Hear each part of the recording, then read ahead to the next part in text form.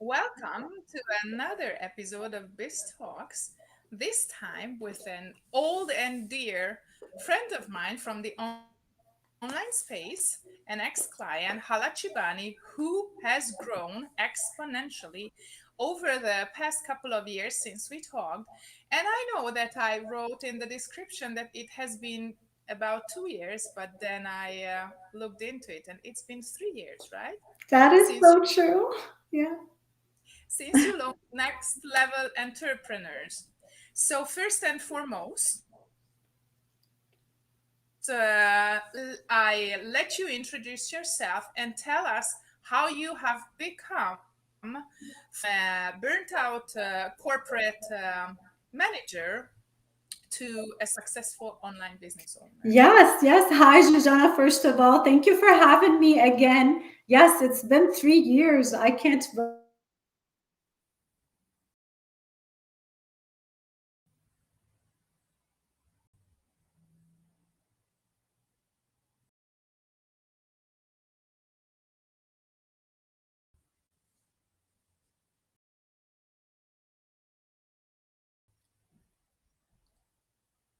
I hope that we are going to get back into momentum as we are not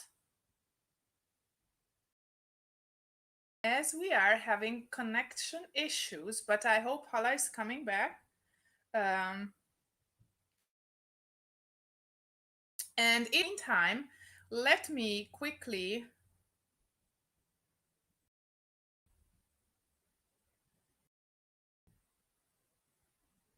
tell you that Next Level Entrepreneurs is the project that she founded, and the main focus is to help ambitious women move from being an employee to being a business owner, an online business owner.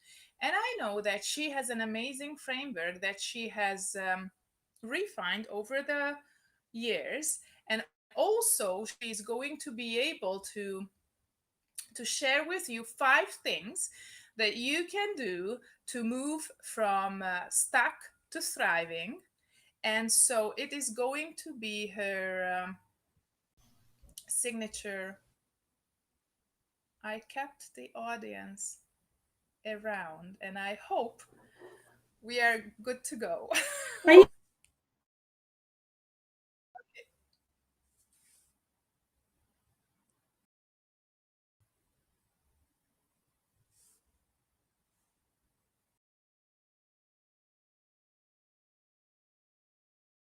I wonder what is happening. This has never happened before. Maybe we could start another one, a completely new one, and shutting this one. What do you think, Hala? I am texting you.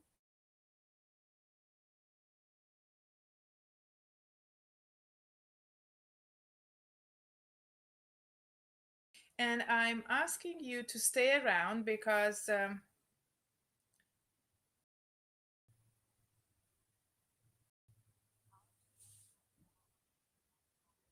that might solve our problem.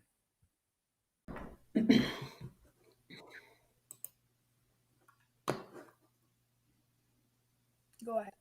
Let's see if you can speak now. Should we start If not, again? then we start the new one. How about that?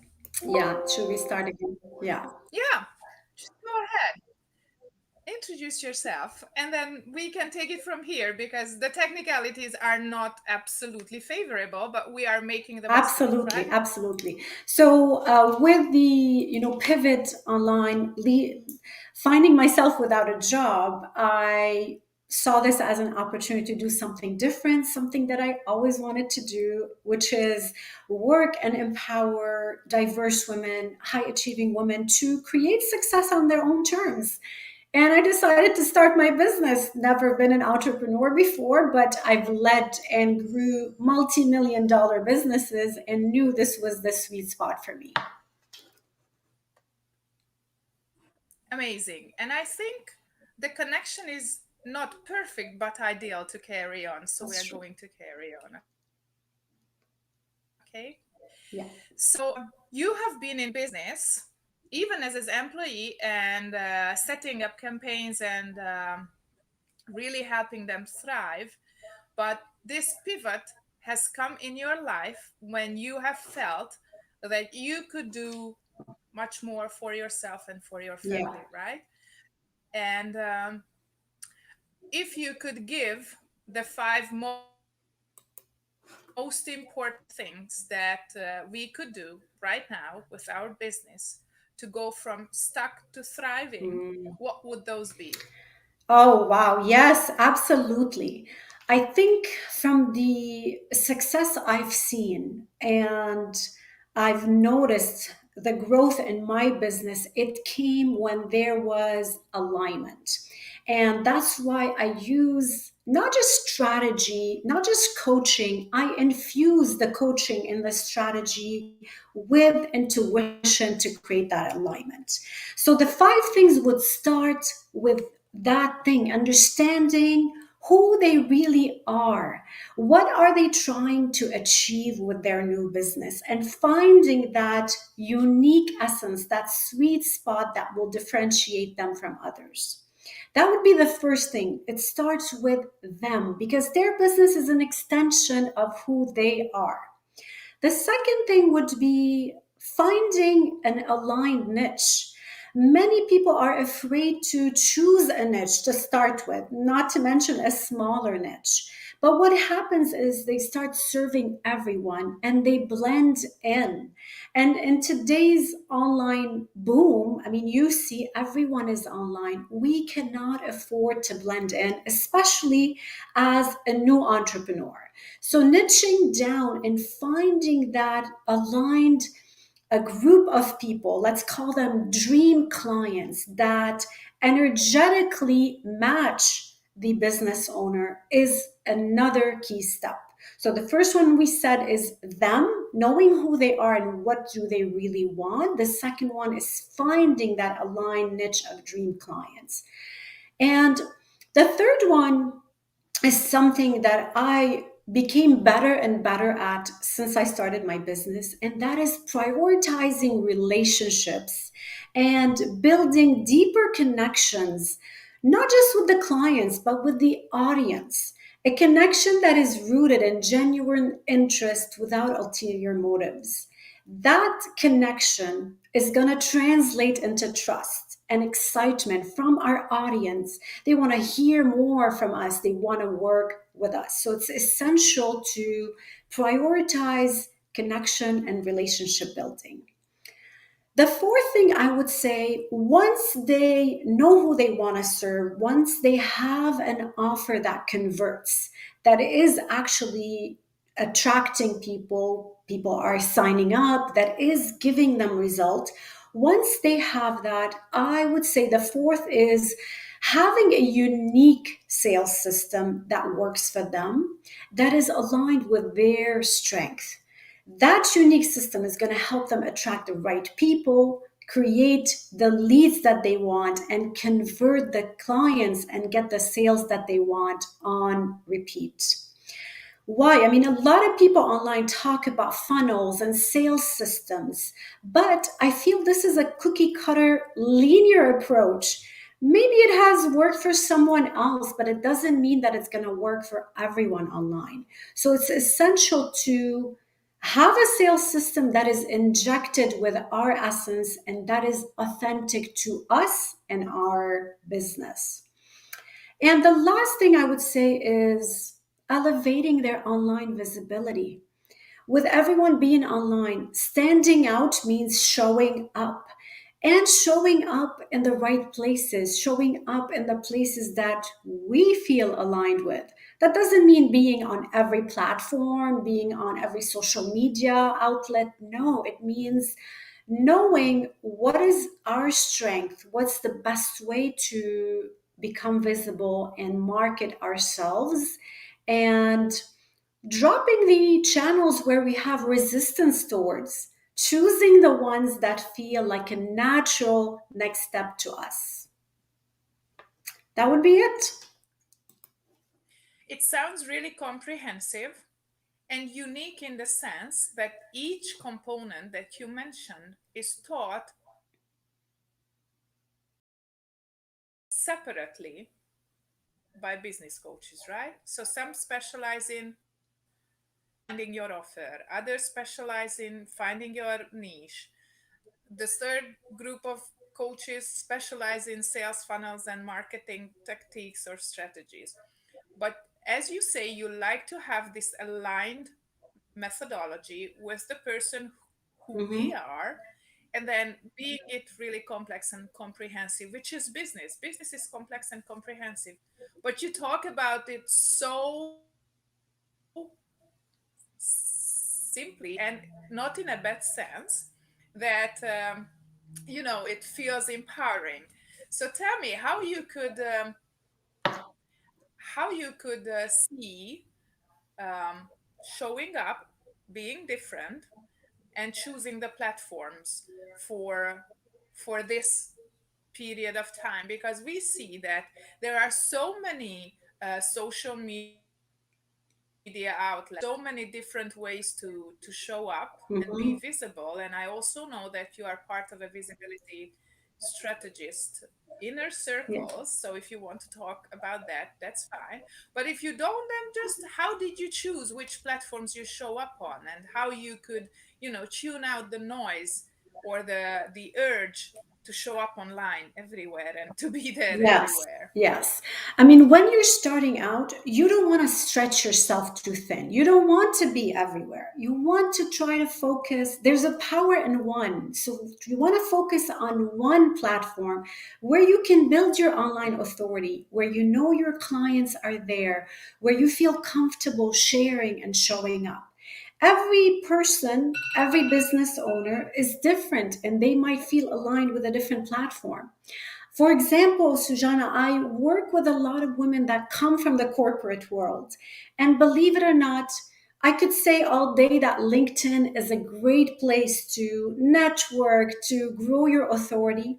They have resistance towards that platform, especially in the beginning of their business, because they know that their peers, their bosses there, they know that they might be seen and maybe even judged a lot more on that platform.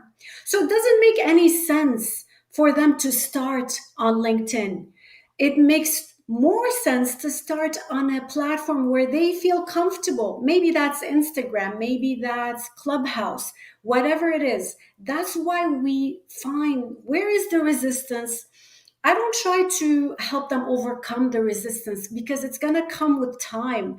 I help them and gear them towards the platforms and the areas where they feel that they can show up themselves. And once we do that, the other piece is finding that unique voice. Everyone is online and everybody or a lot of people are sharing similar messages. That doesn't mean that they're copying each other, but this is probably coming from them. So finding what ticks them. Why are they so passionate about their business, about their mission? Identifying their unique voice and using it when they're showing up, using it in a way that makes their messages stand out, because that's how it's going to resonate with the exact dream client that they want. That's how that person is going to say, wow, Hala really gets me. Like, she has been in a situation where I've been before. She understands how to deal with that. I feel I resonate with her message. Most of the time, I find new entrepreneurs are hesitant to differentiate themselves. They want to follow the pack, follow the leader. And while there is like good things that come with that, it's not the way to stand out. So my approach, that's why we leverage intuition. When we listen to our gut, when we listen to follow our heart and listen to our intuition, there is no way that you're not going to succeed. You will succeed. You just follow your heart and show up authentically, and you'll find with time, resistance is going to go away. And with time, you're going to gravitate towards more platforms. Your audience is going to grow, your platform is going to grow, and you've established yourself as that unique expert and leader in your industry. You are so right to say that the more we show up, the more confident we become. And then there comes this energetic, growth that we can expand into a, a, a bigger version of ourselves, right? And then we can move towards different other pastures to That's true. graze on. So the way you see it is that we know in our Mhm. heart and in our gut what we are passionate about, and then that passion will come our mission. But once we find our mission and we are confident enough to show up for that mission, how do you see it, evolve into a whole business? Because, it's just the starting step. So we have to align our Mhm. mission to our strategy, or vice versa. It is an ongoing Yes. process, obviously. I think to start in the beginning, we need to simplify things. I know a lot of people talk about leverage offers, do an online course. I know I've worked with you 3 years ago to create my first online course, and it was phenomenal. But I didn't start with an online course. I started one on one. There is power in connecting with your ideal client one on one, helping them, listening to them, really identifying what do they struggle with and what do they really need help with. Then crafting a leverage offer from there. So I always recommend for people starting out to start one on one, because nothing is going to compensate for that direct feedback from your own client. Once you figured out, what they want, once you found your comfort, then immediately, yes, move into leveraged offer. And I totally recommend courses, because I found courses are, they play two roles. You can sell your course as a self-study. A lot of people love self-study. I love self-study. I like to click on my own free time and go through the learnings that I need to do. But you can also add an element of coaching to it. You can add a weekly coaching session, a bi-weekly Q&A. You can add a accountability pod. You can add an implementation workshop. The options are so wide and varied when you start with an online course and start adding the elements that feels aligned to you. But now I don't recommend this to everybody. Some people don't want to do an online course. Some people want to, they love the interaction. They want to do retreats, workshops. Absolutely. That's why we talk about alignment. The success they're going to find is relative and directly proportionate to how comfortable and aligned they are with what they're selling and what they're offering.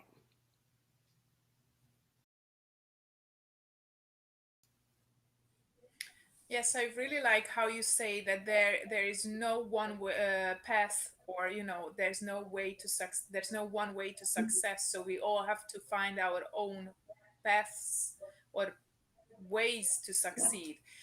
But then there's also this peer pressure, as you say. So when you start out, you want to do the way others do it, who seem to be successful. How can we avoid this push, or pressure to do as they do? Yeah, I love this question, because let's go back to point one: know yourself, knowing thyself. Why are you into this business? Why are you so passionate about your mission? Once you know yourself and you put a plan to get to where you want to be, which is that big vision that you want, then you're not gonna feel pressured by what others are doing. You're not gonna feel, oh, I gotta do everything at once, because no, it doesn't work this way. Then you're confident. Then your mindset is different. Hey, I'm just taking aligned action. I'm just going step by step, knowing and trusting 100% that I'm gonna get to what I want. So, looking at what others are doing, following what others have done, does not work, because maybe that thing worked for them because it's aligned with their strength.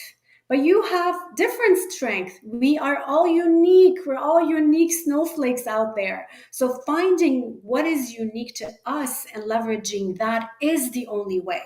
And I see it happen a lot in the online world. We all get sometimes pressured, sometimes, a little feeling like behind. Everybody's finding success.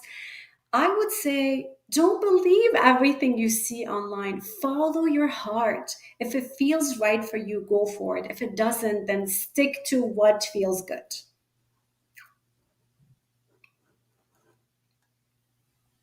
Yes, and the way you say that just because it looks successful from the outside might not feel successful from the inside. Sometimes people making multiple six-figure launches in 3 weeks burn them out so much that they, cannot recover it until the next launch. Or there are people who are not talking about multiple six-figure launches, still making multiple six figures with much ease, but you don't see them, being so out there with this. So I Yes. definitely hear this part of Yeah. this as well. Plus, business is about profitability. It's not about making six-figure launches. Maybe they're putting more into that launch, more than six figures. We don't know. People make claims online. That doesn't mean those are real claims. But at the end of the day, it's profitability. And what's profitable is to really start with an offer that converts, and from there, taking the feedback from your client to build the next step, meeting them, meeting their next needs with the offer that they want. Yes, this is next level entrepreneurs, right? Exactly. So Exactly. building one level on the other, it's not going to happen overnight, definitely. And yes, profitability is really important as well.